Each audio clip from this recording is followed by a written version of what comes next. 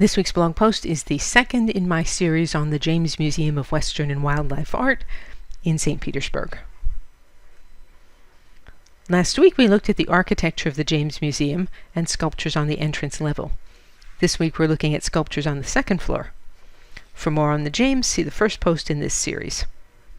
This piece, Vic Payne's Into the Wild from 2014, celebrates the second expedition, 1843 to 44, of John C. Fremont, who helped chart the West.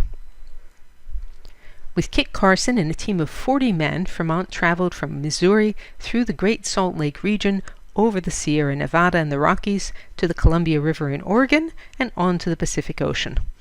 On his way back to St. Louis, Fremont became one of the first Americans to see Lake Tahoe and visited the site of present-day Sacramento. This dramatic bronze with life-size figures is placed at the top of the stairs to the second floor, so that you see a few tantalizing glimpses of it before you can see the whole piece. It's one of my favorite pieces in the James. This one is by the same artist, Vic Payne. The Hunter Becomes the Hunted, 2002. Who is having whom for dinner? This one is also placed so you can see it from several different vantage points, the pedestrian walkway on the second floor, as well as the second floor gallery that it's in.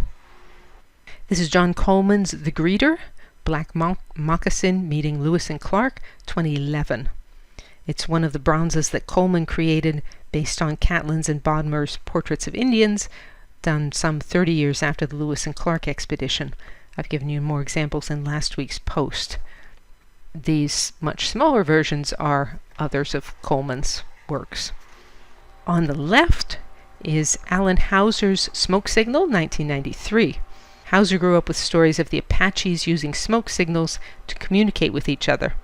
I like the smooth curves of this figure and the swooping lines of the fire and the fabric that the boy is swinging. On the center and the right is, by the same artist, Alan Hauser, Abstract Crown Dancer, 1991. It's a rather more stylized figure. Hauser is actually known for combining stylization and abstraction. On the left is Tammy Garcia's Andrea, 2009. It's a modern interpretation of a Pueblo Indian butterfly dancer who celebrates the harvest and petitions the gods for good health and long life. The colors are patinas applied to the bronze. It's quite large, I think 6 feet maybe. On the right is another work by Vic Payne, The Long Trail Home, 2001.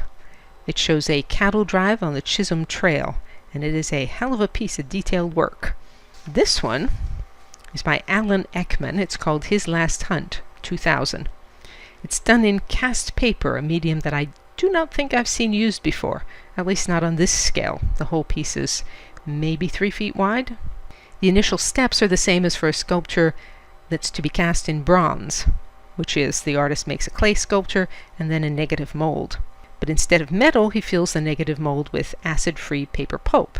When the pulp is dried, he adds details such as the grass and the horse's manes and the thick fur around the buffalo's head. On the left is Harry Jackson, Two Champs, 1978.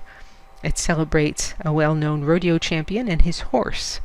As composition, it's pretty impressive because the entire weight of the horse and rider is balancing on one horse's hoof.